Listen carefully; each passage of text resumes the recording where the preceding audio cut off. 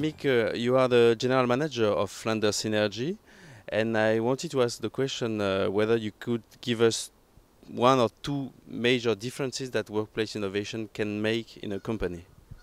Well, I think the first difference is agility. I think a lot of organizations find that the world which surrounds them is very complex, very challenges, and they have to win on flexibility, agility. They have to become more. They have to gain souplesse. And therefore, a bureaucratic organization with a lot of hierarchy is just not good enough. So we have to evolve towards innovative organizations. So what has an organization to win? Agility, performance, competitiveness. So I think, and the second definitely big advantage is that you gain engagement, commitment, that actually people go with pleasure to work. And if now we're confronted in Europe with organizations where, let's say, 4, even 5 different generations work on the same work floor. So we have to create environments in which each generation finds pleasure. So therefore we have to be definitely more creative, so to convince people to work even beyond 65 with pleasure. So it's definitely a key to working longer, safer and happier. What we actually see is that there's a market failure. So organizations either are unaware or the advantages are not well spread. So I think it's quite simple. We have a lot of experiences, we have a lot of scientific building blocks. We need to create open innovative platform where people can not only share but create again new experiences. We need it, I think, on regional level but also on European and international level. And the second one, I think, if I have a dream, that I would like Europe regions to be more aware of the potential of social workplace innovation, that it's actually going to help us facing those challenges. And therefore we also need a new pact with social partners, with the government. So those are my 2 dreams. Dear Steven, you are working in TNO, Netherlands, and I wanted to ask you whether you could give me one or two major differences that workplace innovations can make in a company, in a factory. Yes. Well, thank you for getting the opportunity to give some examples.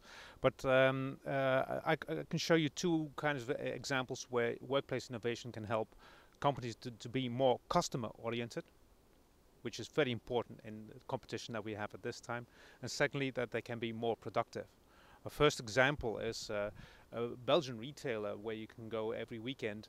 We were looking at how they implemented workplace innovation in this company, and they have given their workers the right and the power to change procedures if they needed to.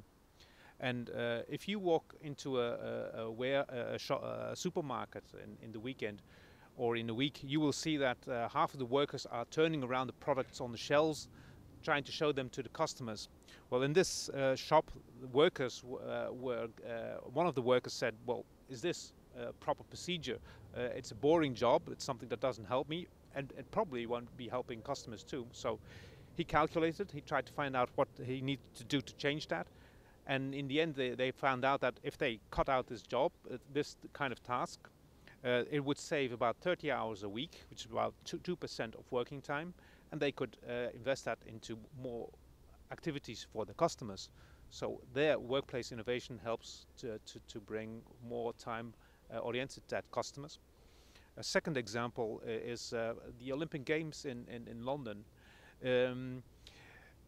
When they started this construction, they said, well, we're afraid about 2 things. That's cost overrun, and secondly, that we were going to have a lot of negative publicity about people killed during work, overtime not paid, strikes and all those kinds of things. But if you think now about what has happened at the Olympic Games, it's ready on time, within costs. There has been no major publicity, negative publicity about the Olympic Games, and the reason why they've done that is that they created some kind of level playing field. They said all the companies that are going to work here, they're going to look at occupational safety and health, they're going to screen the workers, and they're going to create a setting where all the companies can compete on the same basis, and they should have to invest in worker engagement. And in the end, that has paid off. It's ready on time. It has been within the costs, and it's going to be a fantastic event. So those are two examples where workplace innovation can lead to more customer orientedness of companies, more productive organizations, and a better way to work. Could you give us also two examples where at European level we could do more to stimulate workplace innovations? Well, thank you again.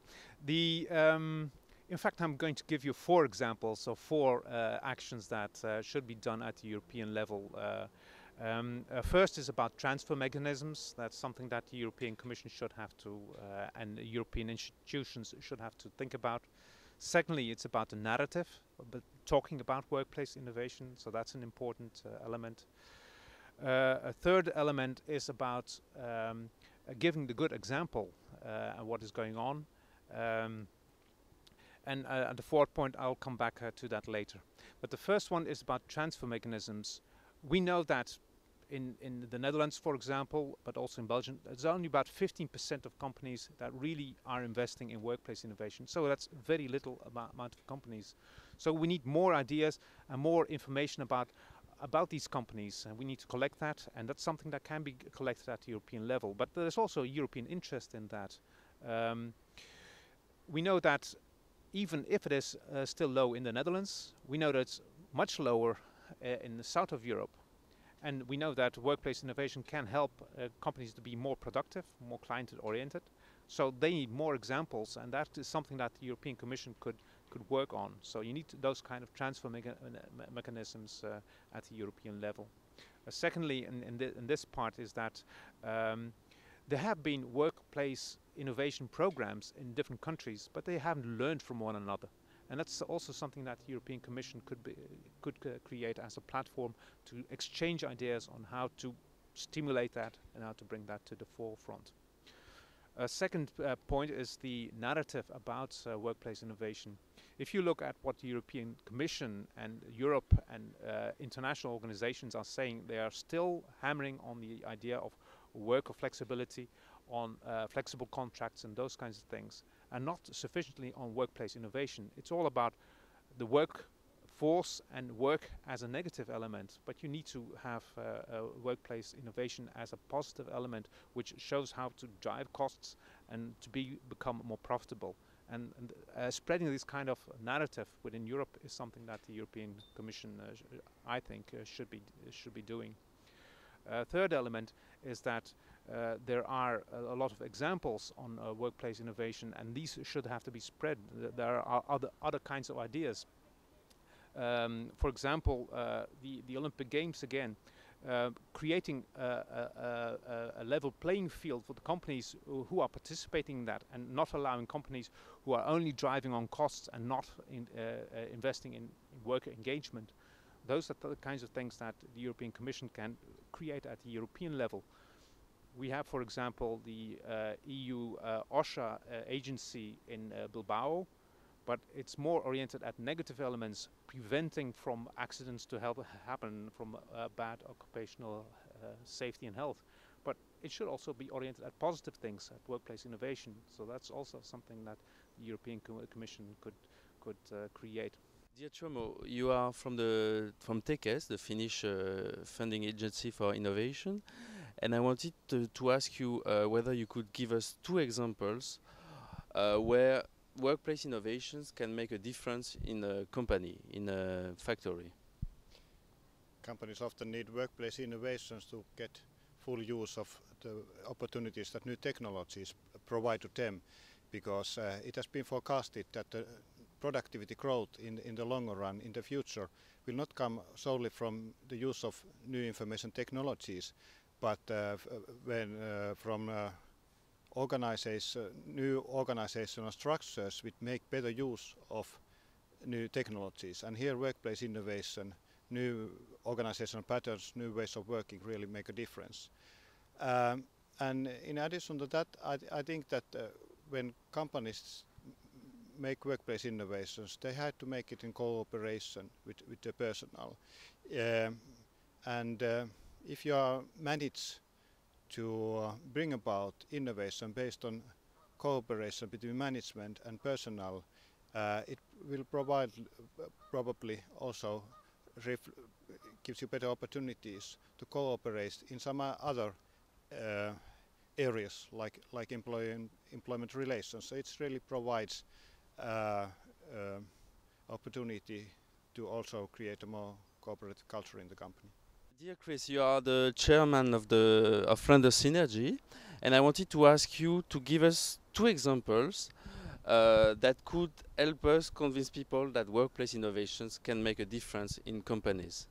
Well, first of all, we have a challenge these days that the younger people, which are slightly higher educated in most of the cases, really want to be involved directly in what's going on. You can't tell them anymore what to do, when, how to do it.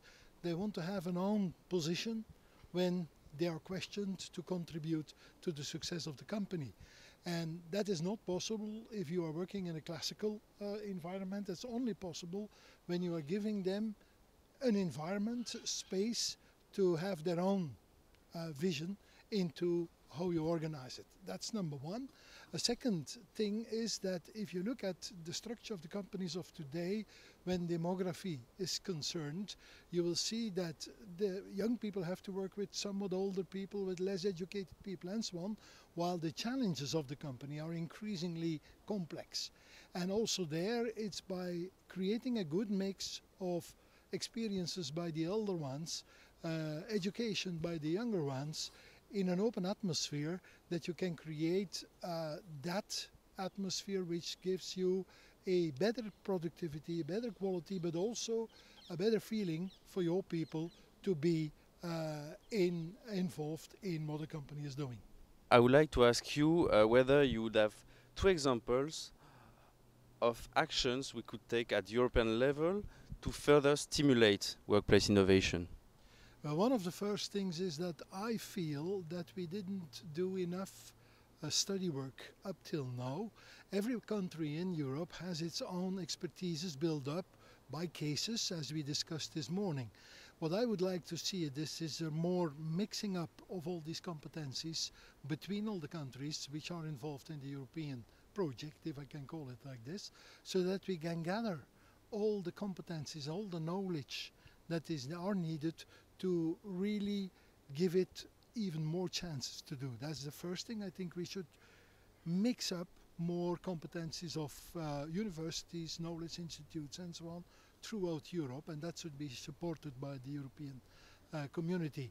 That's one thing. The second thing is that I think when we talk about convincing people, convincing social partners, I think that there should be created a European platform for discussions about innovative workplace environments with our social partners, because everybody always is afraid that the other will get better out of what the other is doing. So I think when we can create a more universal European platform to have these discussions, that we can enhance the progress.